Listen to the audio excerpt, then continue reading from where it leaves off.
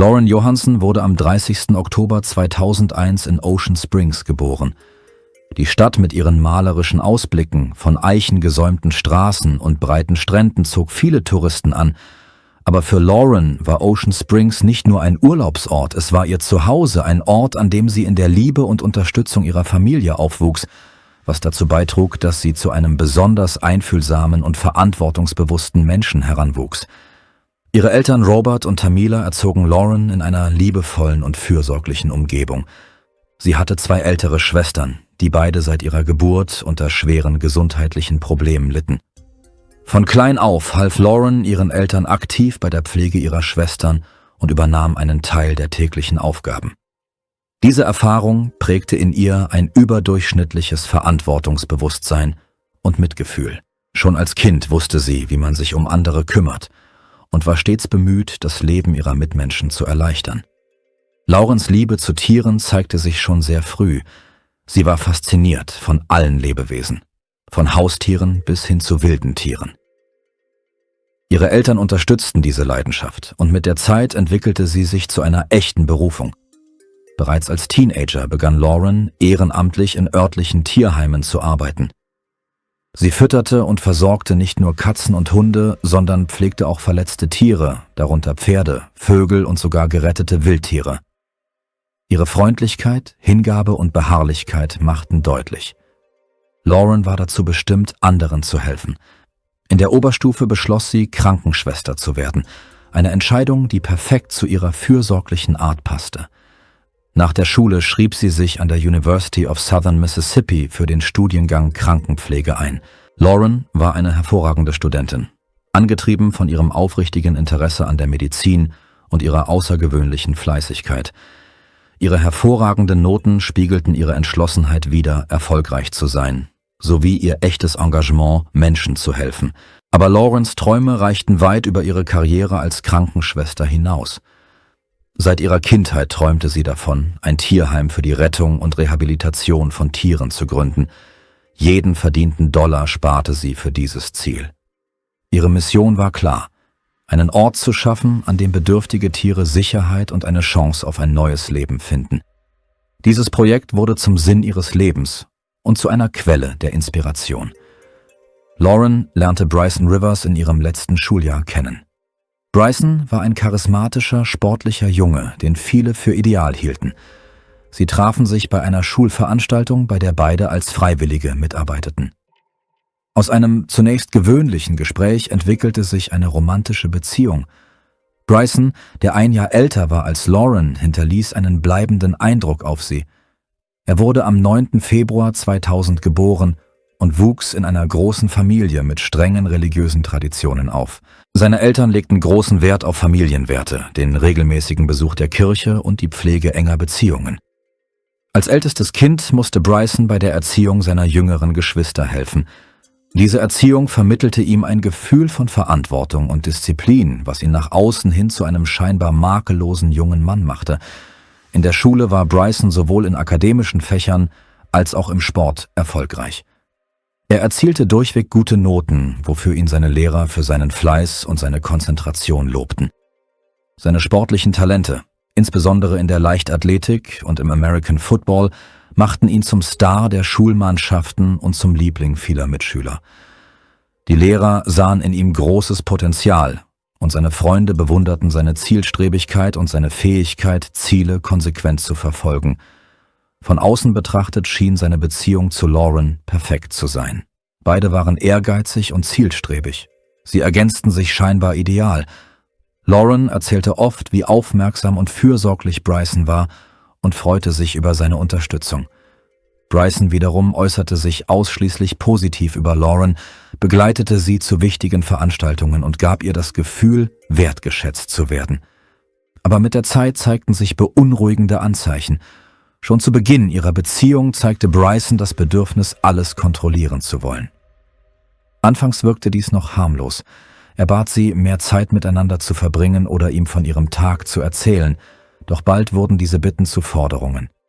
Bryson wurde zunehmend eifersüchtig auf die Männer in Laurens Umfeld, darunter ihre Freunde und Kommilitonen. Er begann darauf zu bestehen, dass sie den Kontakt zu allen Personen einschränkte, die er nicht persönlich gutheißen konnte, und behauptete, dies geschehe ausschließlich zu ihrem eigenen Besten. Laurens Freundinnen bemerkten kleine, aber wichtige Veränderungen in ihrem Verhalten. Sie erschien seltener bei gemeinsamen Treffen und wich oft Gesprächen über ihre Beziehung aus. Sie rechtfertigte sein wachsendes Kontrollbedürfnis mit dem Stress durch das Studium und seine Vorbereitung auf den Militärdienst. Selbst als Brysons Verhalten offen grob wurde, verteidigte Lauren ihn und betonte, wie sehr er sich um sie kümmere. Je größer Brysons Eifersucht wurde, desto intensiver wurden auch seine Versuche, Lauren zu manipulieren.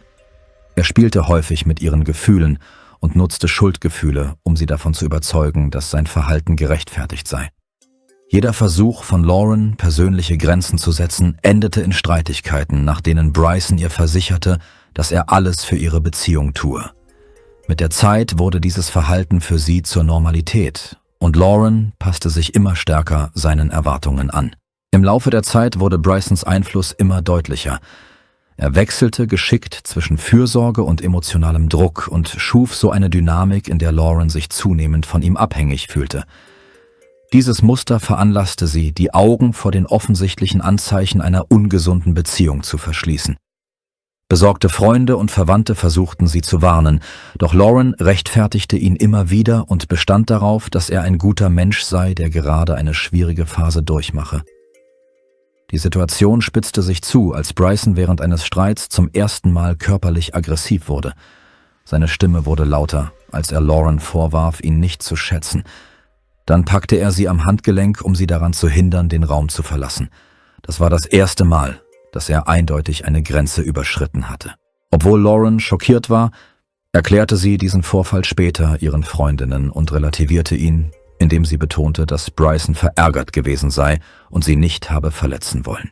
Laurens Freundinnen wurden noch besorgter, als sie bemerkten, wie stark Lauren sich verändert hatte und immer verschlossener wurde. Sie vermied Gespräche über ihre Beziehung, obwohl sie zuvor gerne ihre glücklichen Momente mit ihnen geteilt hatte. Auch ihre Angehörigen äußerten ihre Besorgnis, insbesondere nachdem Lauren erwähnt hatte, dass Bryson ihr Verhalten häufig kritisierte und behauptete, genau dies sei der Grund für ihre Konflikte.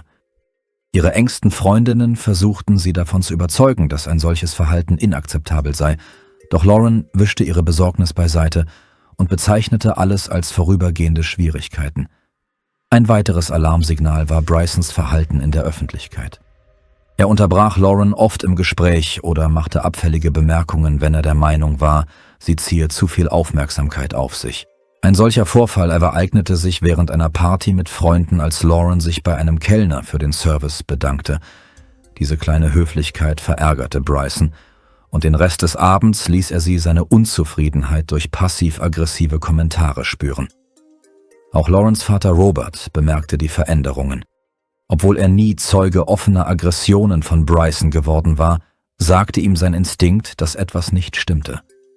Er versuchte mehrmals, mit Lauren zu sprechen, doch sie weigerte sich, Probleme anzuerkennen und beharrte darauf, ihr Vater bemuttere sie übermäßig und kritisiere Bryson unfair. Die Situation spitzte sich weiter zu, als Lauren völlig aufhörte, ihre Gefühle mit anderen zu teilen.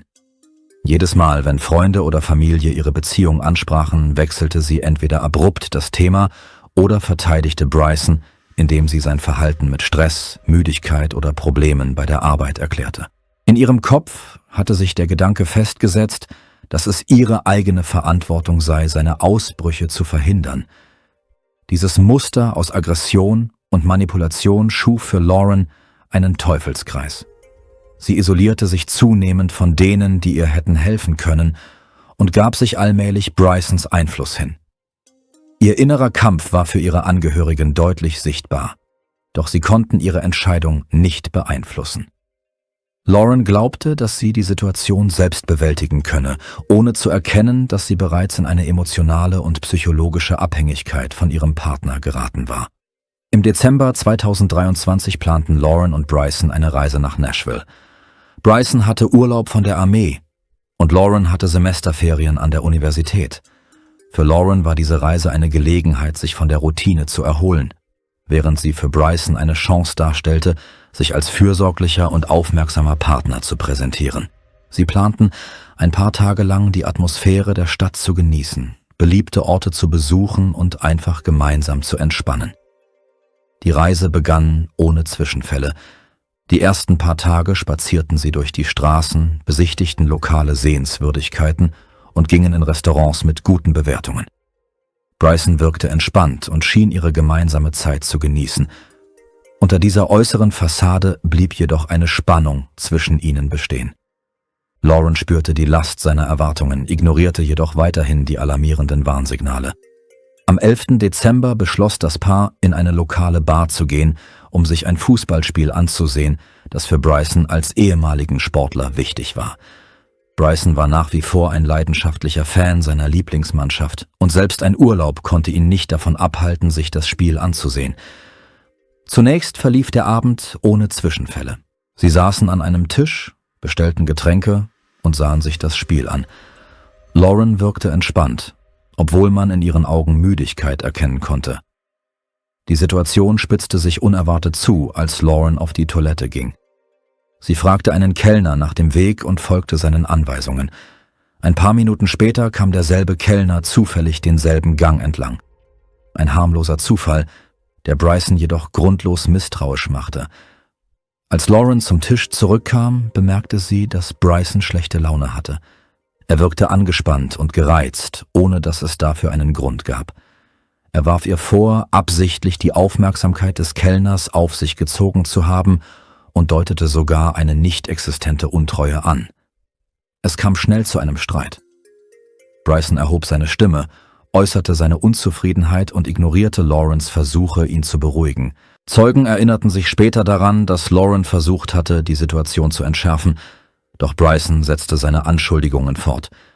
Schließlich verließen die beiden die Bar und gingen zu ihrem Auto, das in der Nähe geparkt war. Als sie ins Auto stiegen, erreichte die Spannung zwischen Lauren und Bryson ihren Höhepunkt. Bryson verriegelte die Türen, sodass Lauren nicht fliehen konnte, und nahm ihr das Handy weg, sodass sie keine Möglichkeit hatte, Hilfe zu rufen. Er begann, sie anzuschreien. Seine Wut eskalierte schnell zu körperlicher Gewalt. Bryson begann, sie zu schlagen und ignorierte ihre Schreie und ihre verzweifelten Versuche, sich zu wehren. Lauren klopfte gegen die Scheiben und hupte, um Aufmerksamkeit zu erregen. Doch leider war niemand in der Nähe. Nach einigen Minuten der Misshandlung startete Bryson das Auto und fuhr durch die menschenleeren Straßen, wobei er Laurens Bitten, sie freizulassen, ignorierte. Er sprach ihr gegenüber eiskalte Drohungen aus und erklärte, er würde ihre Leiche im Wald zurücklassen, wo niemand sie jemals finden würde. Schließlich fuhr er auf einen leeren Parkplatz, wo die Schläge weitergingen. In einem verzweifelten Versuch, sich zu verteidigen, versuchte Lauren, die Pistole aus ihrer Handtasche zu holen, die sie zur Selbstverteidigung bei sich trug. Bryson bemerkte dies jedoch und riss ihr die Tasche aus den Händen, bevor sie die Waffe herausholen konnte. Der Angriff dauerte nahezu 1 Stunde, in der Lauren gnadenloser Brutalität ausgesetzt war. Bryson schlug nicht nur weiter auf sie ein, sondern äußerte auch beunruhigende Drohungen mit erschreckender Gleichgültigkeit. Laurens Rettung kam unerwartet durch ein Telefonat, das Bryson während des Angriffs mit seiner Mutter führte. Lauren schrie im Hintergrund und flehte sie an, die Polizei zu rufen. Als Brysons Mutter begriff, dass etwas Schreckliches vor sich ging, kontaktierte sie die Polizei, obwohl sie ihren genauen Aufenthaltsort nicht kannte. In der Zwischenzeit nutzte Laurens Vater Robert eine Familien-App, um den Standort ihrer Handys zu verfolgen und herauszufinden, wo sie sich befanden. Als die Polizei eintraf, hörten die Beamten Laurens Schreie aus dem Auto. Sie öffneten sofort die Tür und stellten fest, dass Bryson sie immer noch festhielt. Lauren war geschlagen und blutüberströmt. Ihr Gesicht und ihr Körper wiesen deutliche Anzeichen schwerer Verletzungen auf. Sie konnte kaum sprechen. Bryson wurde vor Ort festgenommen und Lauren wurde sofort ins Krankenhaus gebracht. Ihre Verletzungen schockierten das medizinische Personal. Zahlreiche Blutergüsse, Schwellungen und andere Anzeichen einer brutalen Misshandlung zeigten deutlich, was sie durchgemacht hatte. Trotz allem weigerte sich Lauren, Anzeige zu erstatten, mit der Begründung, dass sie Brysons Leben oder seine Militärkarriere nicht ruinieren wolle. Während seiner Haft versuchte Bryson wiederholt, Lauren unter Ausnutzung unklarer Lücken in den Haft- und Überwachungsvorschriften zu kontaktieren. In seinen Anrufen manipulierte er sie, versprach sich zu ändern und schwor, ihr nie wieder wehtun. Nach seiner Verhaftung wurde Bryson Rivers in Untersuchungshaft genommen, wo er auf seinen Prozess wegen Körperverletzung wartete. Trotz der Schwere der Vorwürfe und der erheblichen Beweise gegen ihn, darunter Audioaufnahmen und Lawrence Aussage, gewährte ihm das Gericht die Möglichkeit, eine Kaution zu hinterlegen. Seine Kaution wurde ursprünglich auf $250.000 festgesetzt, was seine vorübergehende Inhaftierung sicherstellte, während das Verfahren voranschritt. 6 Monate später legten Bryson und seine Anwälte Berufung ein und beantragten eine Herabsetzung der Kaution. Der Richter gab dem Antrag statt und senkte die Kaution auf $150.000. Diese Entscheidung schockierte viele, darunter auch Lawrence' Familie, die der Meinung war, dass eine Herabsetzung der Kaution das Risiko einer erneuten Aggression erhöhe. Dennoch zahlte Brysons Mutter den Betrag und er wurde bis zur Verhandlung freigelassen. Als Auflage für seine Freilassung musste Bryson eine elektronische Fußfessel mit GPS-Tracker tragen, um seine Bewegungen zu überwachen. Es war ihm verboten, Nashville zu verlassen, sich Lauren zu nähern oder zu versuchen, mit ihr in Kontakt zu treten. Aufgrund bürokratischer Fehler wurden diese Bedingungen jedoch nicht ordnungsgemäß umgesetzt. Der Beamte, der Bryson zum Überwachungszentrum begleitete, war nicht vollständig über die strengen Auflagen informiert. Infolgedessen wurde die GPS-Fußfessel falsch eingestellt. Es wurden keine Beschränkungen für die Bewegung innerhalb der Stadt festgelegt. Dieser Fehler entstand aufgrund von Unstimmigkeiten zwischen verschiedenen Behörden. Die Dokumente mit den Auflagen für Brysons Freilassung wurden nicht rechtzeitig an das Überwachungszentrum geschickt. Infolgedessen verließen sich die für die Anbringung des Armbands zuständigen Mitarbeiter auf die Aussagen von Bryson selbst, der falsche Angaben machte und die Beschränkungen in Bezug auf Nashville und den Kontakt zu Lauren verschwieg. Einige Tage nach seiner Freilassung begann die Batterie von Brysons Armband schwach zu werden. Er erhielt eine Benachrichtigung, dass das Gerät aufgeladen werden müsse, ignorierte diese jedoch. Als die Batterie des Armbands vollständig leer war, verloren die Behörden die Möglichkeit, seine Bewegungen zu verfolgen. Das Überwachungszentrum wurde über das Problem informiert, ergriff jedoch keine sofortigen Maßnahmen. Es benachrichtigte die Strafverfolgungsbehörden nicht rechtzeitig und ermöglichte es Bryson, die Auflagen seiner Freilassung ungehindert zu verletzen. Lawrence' Familie erfuhr erst einige Tage später von der Situation. Die Strafverfolgungsbehörden teilten ihrem Vater Robert mit, dass Brysons Armband nicht mehr funktionierte und sein Aufenthaltsort unbekannt war. Es ist schockierend, dass die Polizei, anstatt sofort zu handeln, lediglich eine Nachricht auf Roberts Anrufbeantworter hinterließ, in der sie die Situation kurz erklärte. Als sie merkten, dass die Behörden der Situation nicht die nötige Dringlichkeit beimaßen, nahm Lawrence' Familie die Sache selbst in die Hand. Robert wandte sich an die örtliche Polizeidienststelle und forderte, Bryson sofort zu finden. Er bestand auch darauf, das GPS-System in Lawrence' Auto zu überprüfen, um eine Tragödie zu verhindern und mögliche Hinweise auf Brysons Aufenthaltsort zu finden. Trotz der beharrlichen Bemühungen der Familie blieben die Versuche, Bryson zu finden, erfolglos. Tage nach dem Ausschalten des Armbands war sein Aufenthaltsort immer noch unbekannt. Robert forderte die Strafverfolgungsbehörden wiederholt zu entschlosseneren Maßnahmen auf und wies auf die unmittelbare Gefahr für das Leben seiner Tochter hin. Die Situation spitzte sich am 2. Juli zu, als die Polizei die offizielle Bestätigung erhielt, dass Bryson gegen seine Bewährungsauflagen verstoßen hatte. Zu diesem Zeitpunkt war sein Aufenthaltsort unbekannt und sein Telefon ausgeschaltet. Die Polizei erließ einen Haftbefehl gegen ihn, doch diese Entscheidung kam zu spät und konnte das, was dann folgte, nicht verhindern. Am Tag ihres Verschwindens versuchte Robert, Lauren anzurufen, aber ihr Telefon war nicht erreichbar. Später erhielt er eine Nachricht von ihrer Nummer, die ihm sofort verdächtig vorkam. Sie war nicht in ihrem Stil geschrieben. Besorgt bat Robert, seine andere Tochter, die mit Lauren in derselben Wohnung lebte, nachzusehen, ob alles in Ordnung sei. Laurens Schwester wachte auf und stellte fest, dass die Eingangstür der Wohnung offen stand, die Überwachungskameras ausgeschaltet waren und Laurens Auto nicht an seinem üblichen Platz stand. Sie kontaktierte sofort Robert, der das Verschwinden von Lauren unverzüglich der Polizei meldete. Trotz der Besorgnis der Familie und der von ihnen vorgelegten Beweise handelte die Polizei nur langsam. Erst mehr als 24 Stunden nach der Meldung des Verschwindens erklärten sich die Strafverfolgungsbehörden bereit, Laurens Auto zu verfolgen. Diese Verzögerungen waren der Höhepunkt einer Reihe von systemischen Versäumnissen der zuständigen Behörden im Fall Bryson. Lawrence' Familie tat alles in ihrer Macht Stehende, um die Tragödie zu verhindern, aber ihre Bemühungen wurden durch die Untätigkeit der Strafverfolgungsbehörden zunichte gemacht. Am 3. Juli 2024 lokalisierte die Polizei schließlich Lawrence' Auto anhand des GPS-Signals. Das Auto stand in einer menschenleeren Gegend in der Nähe des Wolf River Friedhofs am Rande der Stadt. Dieser Ort ist bekannt für seine Abgeschiedenheit, dichter Wald rundherum und keine vielbefahrenen Straßen. Dieser düstere Fund mobilisierte sofort die Strafverfolgungsbehörden und Lawrence' Vater Robert.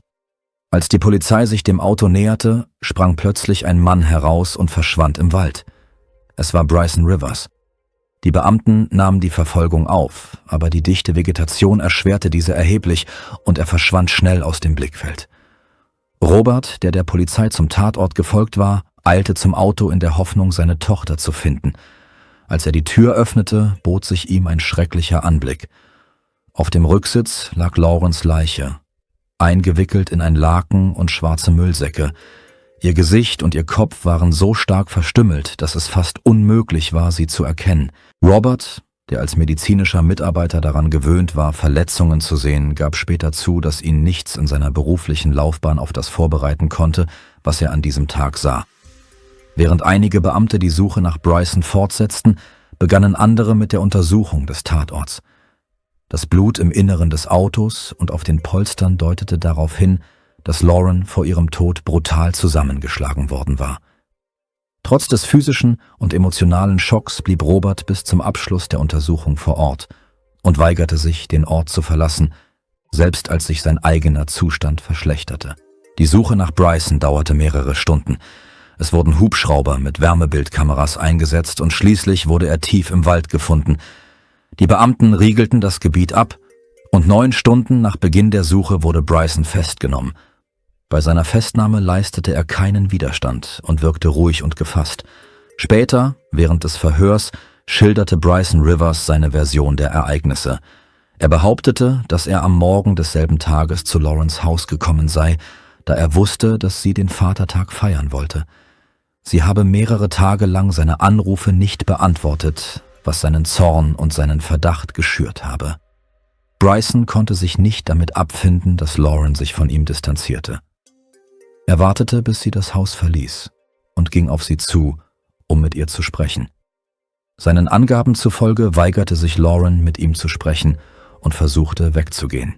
In diesem Moment packte Bryson sie am Arm und zog sie mit Gewalt in ihr eigenes Auto. Lauren wehrte sich, aber er verriegelte die Türen und fuhr los.